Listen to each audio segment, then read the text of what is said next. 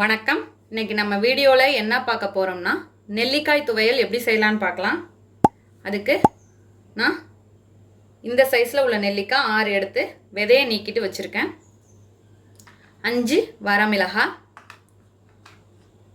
ஒரு பெரிய துண்டு இஞ்சி, ஒரு சின்ன கட்டி பெருங்காயம், சின்ன துண்டு புளி, 8 போல் சின்ன வெங்காயம், 8 பூண்டு பல்லு, 1 டேபிள் ஸ்பூன் கடலைப்பருப்பு, 1 டேபிள் ஸ்பூன் உளுத்தம்பருப்பு, கொஞ்சமாக கொத்தமல்லி தழை, தாளிப்புக்கு கொஞ்சம் கடுகு, 1/2 டீஸ்பூன் சீரகம், கொஞ்சம் கருவேப்பிலை, உப்பு தேவையான அளவு, எண்ணெய் தேவையான அளவு. இப்போ எப்படி செய்யலான்னு பார்க்கலாம்.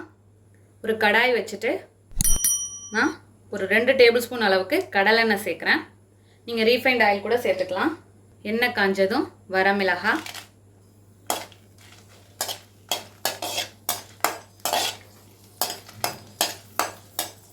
வறுத்து எடுத்துக்கலாம்.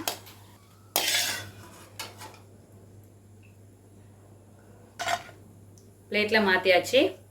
இப்போ புளி, ஒரு கட்டி பெருங்காயம், இஞ்சி,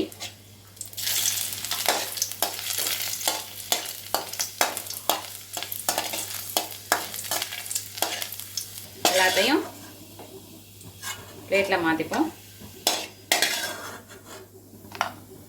இதோட உளுத்தம்பருப்பு, கடலைப்பருப்பு,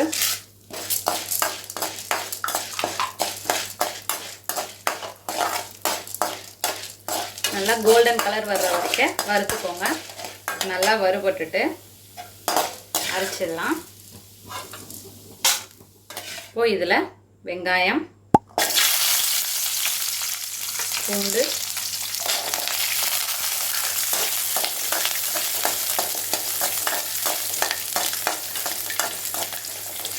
இப்போ இதோட நெல்லிக்காயும் சேர்த்துடலாம். நல்லா வதங்கட்டும்.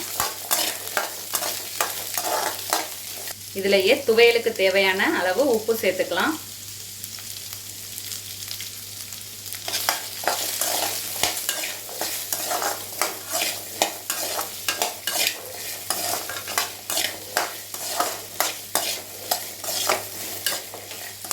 இப்போ நான் ஒரு 3-4 நிமிஷம் வதக்கி எடுத்துருக்கேன்.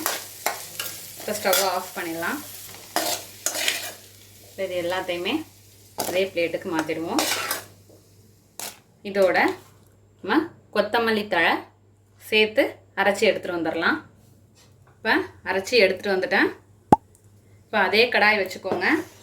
அதில் ஒரு 2 டேபிள் ஸ்பூன் அளவுக்கு நல்லெண்ணெய் சேர்த்துக்கிறேன். இப்போ எண்ணெய் சூடாயிடுச்சு. இதில் தாளிப்புக்கு தேவையான கடுகு, சீரகம், கருவேப்பிலையை சேர்த்துக்கலாம்.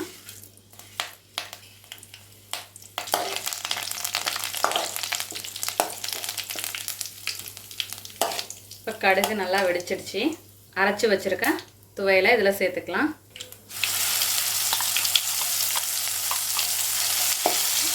ஜாரை கழுவி இந்த தண்ணி மட்டும் சேர்த்துக்கிறேன்.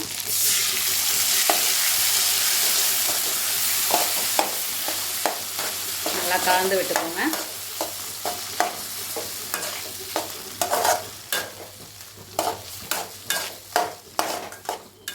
ஒரு நிமிஷம் போல் தாளிச்சோன்னே அதில் போட்டு நல்லா சுருளை வதங்கினதும் ஸ்டவ்வை ஆஃப் பண்ணிடலாம்.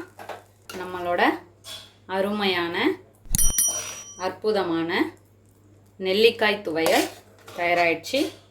இது சாதத்துக்கும் போட்டு சாப்பிட்லாம். இட்லி தோசைக்கும் சூப்பரான சைடிஷ்ஷாக இருக்கும். ட்ரை பண்ணி பார்த்துட்டு எப்படி வந்துச்சுன்னு கமெண்ட்டில் சொல்லுங்கள். தேங்க்யூ.